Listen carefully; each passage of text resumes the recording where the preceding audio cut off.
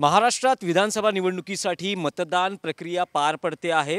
आपण बातचीत करणार आहोत शिवसेना युबीटीचे नेते आणि खासदार संजय राऊत संजय राऊत यांच्याशी। थोड्या वेळापूर्वीच त्यांनी आपल्या कुटुंबियांसह मतदानाचा हक्क बजावलेला आहे। थेट बातचीत करणार आहोत। राऊत साहेब, एकूण जी निवडणूक मतदान प्रक्रिया पार पडते आहे, मतदारांना काय आवाहन कराल? आव्हान इतकंच आम्ही सातत्यानं करतो। ही निवडणूक महाराष्ट्र राज्याचं भवितव्य ठरवणारी निवडणूक आहे। भ्रष्ट पैशाच्या प्रवाहात महाराष्ट्राच्या मतदाराने वाहून जाऊ नये। हे महाराष्ट्र राज्य एक इतिहास निर्माण करणारं राज्य आहे। हा इतिहास मिटवण्याचा प्रयत्न गेल्या 3 वर्षापासून सातत्यानं सुरू आहे। हे राज्य मराठी माणसांनी आपल्या बलिदानातून, त्यागातून निर्माण केलं। त्याच्यावर जर कोणी डल्ला मारायला व्यापारी येत असतील, जसं ईस्ट इंडिया कंपनीनं हा देश ताब्यात घेतला व्यापार करून, तसे राज्य जर कोणाच्या घशात जाणार असेल तर पुढल्या पिढ्या आम्हाला माफ करणार नाहीत। म्हणून ही लढाई भविष्यात इतिहासात नोंद करेल की संघर्षाच्या काळामध्ये महाराष्ट्राच्या बाजूने कोण होतं आणि महाराष्ट्रद्रोह्यांच्या बाजूने कोण होतं। जसं मी आज पाहिलं, हे आमचे जे मराठी कलाकार आहेत, टीव्हीचे चित्रपट, मला त्यांची लाज वाटली की महाराष्ट्र संकटात असताना तुम्ही तटस्थ राहा ना। महाराष्ट्र संकट, एरवी तुम्ही आम्ही कोणाबरोबर नसतो, आम्ही तटस्थ आहोत वगैरे। काही टी व्ही सिरियलचे कलाकार, काही सिनेमातले कलाकार हे गळ्यामध्ये एका पक्षाचे पट्टे अडकवून प्रचारात फिरत होते। मला लाज वाटली त्यांची। महाराष्ट्र एका संकटातून जातो आहे आणि तुम्ही पैशासाठी ही लाचारी पत्करताय। जे कोणी असतील त्याची इतिहासात नोंद होईल, तुम्ही कुठे होतात त्यावेळेला। नाही, पण राऊत साहेब, अनेकदा टीव्ही कलाकार असतील, साहित्यिक असतील, यांच्या बाबतीत म्हटलं जातं की ते भूमिका घेत नाहीत। तर अशा वेळेस एखादा भूमिका घेत असताना आज महाराष्ट्र कोणत्या स्थितीतून जातोय हे आम्ही वारंवार सांगतो आहोत। भूमिका घ्यायला हरकत नाही, भूमिका घ्यायला पाहिजे प्रत्येकानं। पण साहित्यिकांनी इतर राज्यात, कर्नाटकात, केरळमध्ये, तामिळनाडूमध्ये घेतात ना भूमिका, त्यांच्या राज्याच्या बाजूनं भूमिका घेतात। त्यांचं जे राज्य आहे, त्यांच्या राज्याची अस्मिता आहे, भाषिक अस्मिता आहे, त्या बाजूने ते भूमिका घेत आहेत ना। महाराष्ट्रात अशी भूमिका कधी कोणी घेताना आम्हाला दिसलं नाही। आणीबाणीच्या काळामध्ये पु ल देशपांडे, दुर्गा भागवत यांनी घेतलेली भूमिका, किंवा पुबा भावे यांनी भूमिका घेतल्या होत्या, ठीक आहे, आम्हाला त्या मान्य नसतील, पण ती त्या ताकदीची टोलेजंग माणसं होती। त्याने घेतलेल्या भूमिका त्यांच्या स्वार्थासाठी नव्हत्या, तर त्यांची एक लढाई होती वैचारिक, त्यासाठी होत्या। नाही, पण मग या मराठी कलाकारांबाबतीत यापुढे शिवसेना युबीटी किंवा महाविकास आघाडी काय भूमिका घेईल याची नोंद केली आहे। आम्ही एवढंच सांगतो, सरकार बदलेल ना, नोंद केली। हे परत आमच्याचकडे येतात ना, येतील ना ते। बघा, तुम्ही सारासार विचार केला पाहिजे की आपल्या राज्याची परिस्थिती काय आहे। मराठी म्हणून आपण जेव्हा काम करतो पडद्यावर, छोट्या पडद्यावर, मोठ्या पडद्यावर, तेव्हा तुमचे सिनेमे का पडतात? तुमच्या सिनेमाला प्रेक्षक का येत नाही? दुसऱ्या शोला तुमचा सिनेमा का कोसळतो? हे तुमच्या या वृत्तीमुळे तुम्ही मराठी माणसाशी कनेक्टच झालेले नाही आहात। मराठी माणसाचं मन कुठे आहे हे तुम्हाला समजलं नाही आहे, म्हणून तुमचे जे सिनेमे आहेत हे पहिल्या शोलाच कोसळतात। नाही, पण राऊत साहेब, हे जे मराठी कलाकार आहेत ते नेमके कोणासाठी प्रचार करतायत? राज ठाकरेंच्या मनसेसाठी करतायत, शिंदे शिवसेनेसाठी करतायत, महायुतीसाठी करतायत? जिकडे जास्त पैसे मिळतील तिकडे ते करतात असं मला दिसतं।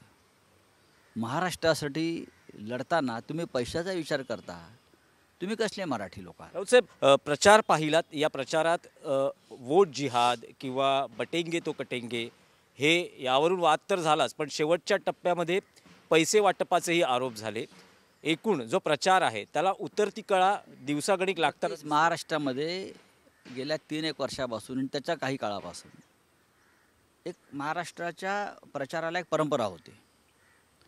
आम्ही यशवंतराव चव्हाणांचा प्रचार पाहिलेला आहे, बाळासाहेब ठाकरेंचा पाहिलेला आहे, वसंतराव दादा पाटलांच्या सभा प्रचार काळातला अत्यंत संयमानं हा प्रचार होत असे। टीका टिप्पण्या फार मोठ्या प्रमाणात झाल्या। आणीबाणीनंतरची निवडणुकासुद्धा आम्ही पाहिलेली आहे। आणीबाणीनंतरची निवडणूक मी पाहिलेली आहे। तो प्रचारसुद्धा आम्ही खूप जवळून पाहिलेला आहे. पण हा आता जो प्रचार तुम्हाला दिसतो हा प्रचार नसून एक प्रकारे चिखल निर्माण करण्याचा प्रयत्न या महाराष्ट्रात होतो आहे. हां, फक्त पैसा आणि बदनामी समोरच्या उमेदवाराची किंवा पक्षाची, याच्या पलीकडे कुठे प्रचार आहे?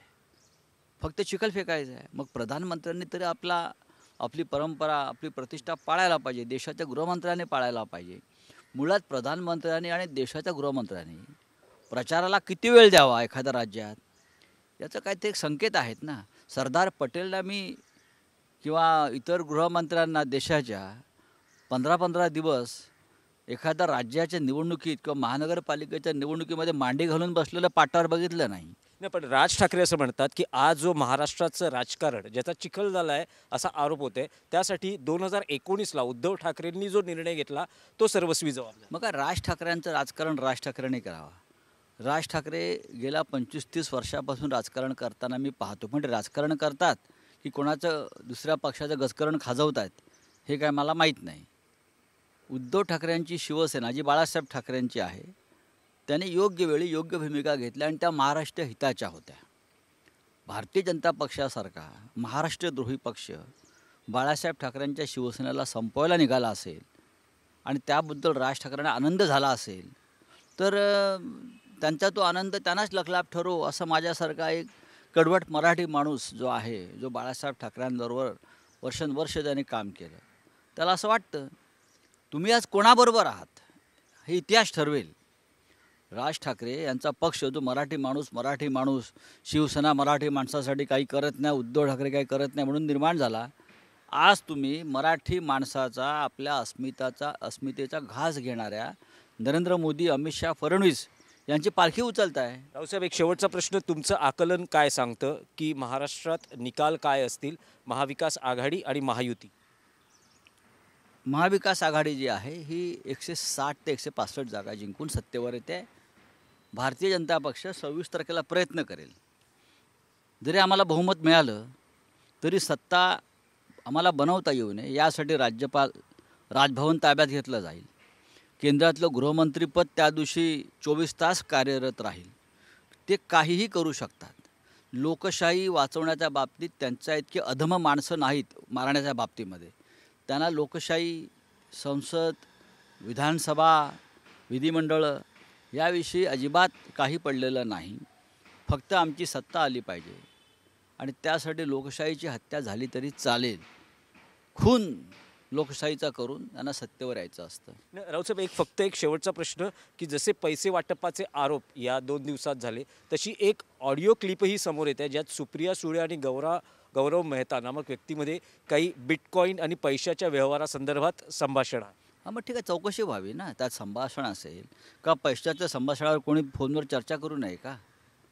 तुमचे लोक पैसे 5-5, 10-10 कोटी रुपये घेऊन बॅगेतून फिरताना अटक केली, वाटताना अटक केली. एकनाथ शिंदेच्या लोकांना काल मागठाण्यामध्ये अटक केली. पैसे कॅश फॉर होट फॉर कॅश.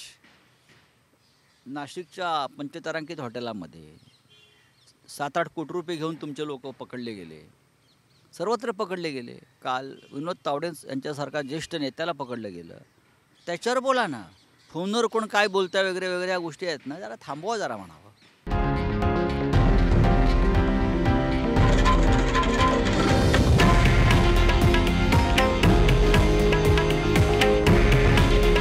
हे आहे देशातील नंबर 1 न्यूज नेटवर्क आणि आपण पाहत आहात TV9 मराठी. काळजी तुमची, हित महाराष्ट्राचं.